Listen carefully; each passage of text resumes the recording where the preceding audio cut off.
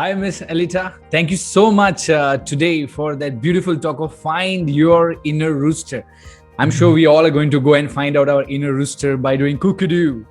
So, my name is Abhishek, and from the perspective of all of us, since you have written a book, I wanted to ask one question. Can I go ahead and ask you the question about your book? Absolutely. Speak, connect, succeed, build your reputation as you speak. Now, there is a special chapter in that book dedicated, like, don't text. If you get an opportunity, call people. Can you please run us through this process of calling people rather than texting them? Well, we live in a world where we are overwhelmed with text messages, emails. We drown in it every single day. And while it has its place, and I'm a great fan of WhatsApp and all that, if you ever have anything to resolve with someone, there's a misunderstanding, there's conflict, if you type about it or text about it, then you go in a negative downward spiral. But if I phone you and listen to you and understand what it is that you have a problem with, in one phone call, we can achieve more than in 300 texts. It's just so much easier to connect as a human being, to hear. The problem is, especially if there's conflict, if you type it or text it, people start analyzing every single word. And then it doesn't work, in my opinion. But a phone call or a meeting where you speak face to face is the best way to resolve any kind of conflict. Thank you so much, Miss Aletta. You're absolutely right, because I remember the same thing happened with me also in the Toastmasters itself. And the text message came to me and I started to think on a negative spiral mode. But the moment the person called me and explained to me her position, it made life so easy. And the conflict was resolved. I absolutely agree. So working on that point, can you tell me, is it possible to implement the same when we go out for sales call?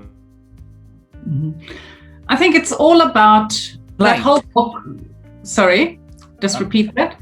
Yeah, I'm saying that, will this concept work when I'm in selling business or as I'm a salesperson? Rather than texting about a product to my prospective client, can I pick up the call and talk to them or send a voice note? Is that better, or to text is better? No, I think anything that puts you in the communication is better. And I think it's stronger with a voice note or a call than it is with a text message. It's more personal. You can put your personality into it. Plus, if it's a conversation, there's an opportunity for dialogue. Whereas if it's just text, it's a one-way thing and you can't read any reaction. Obviously, a voice call or a video call is preferable just to a voice message. But I really think conversation is all about engagement. And you've got more chance of building a bridge of continuity or trust between you if there's a conversation. And a voice note or a voice call, to me, is first prize. I'm not saying you can't do it with the other methods, but I'm saying that the best results will be with you in the conversation. So next time, if I want to do a sales call, I want to send a text message, I'm not going to do it. I'm going to introduce my product, most probably by sending a voice note.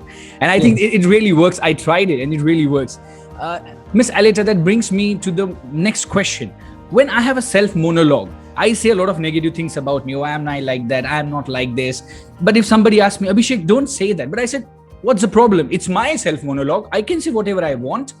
How do you think it affects our communication when we start saying negative of ourselves in our self monologue? Oh, I think we do ourselves a huge disservice. If you're kind to yourself, if you look in the mirror and instead of seeing 10 things that are wrong, celebrate the one thing that is right and just accept that you are a beautiful gift. We're not perfect. I'm actually quite relieved not to be perfect, but I have something to give. And when I look in the mirror, I try and be kind to that person.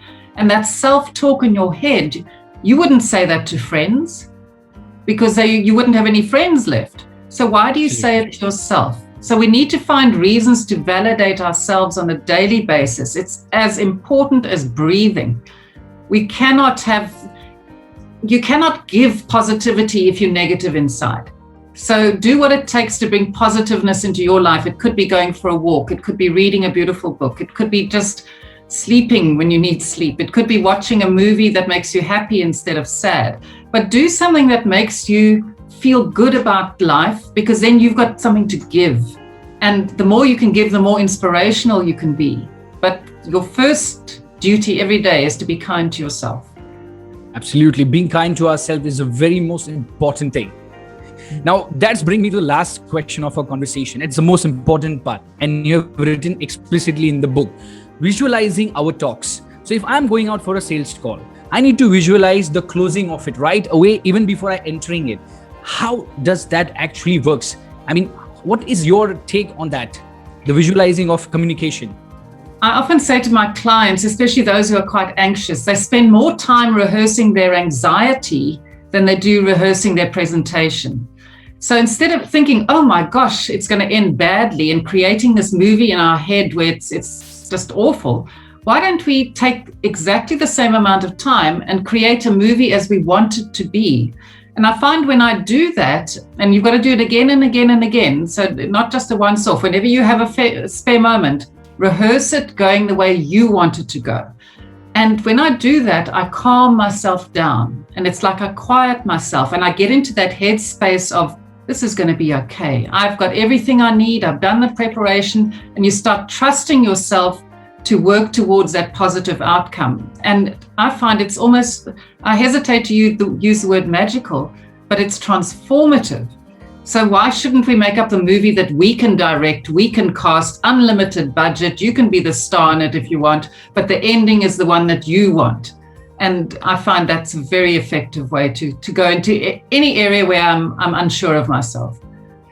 That's really amazing. Thank you so much, Miss Aletta. You answered all the questions. I really going to find my rooster. I'm going to call my people rather than texting them.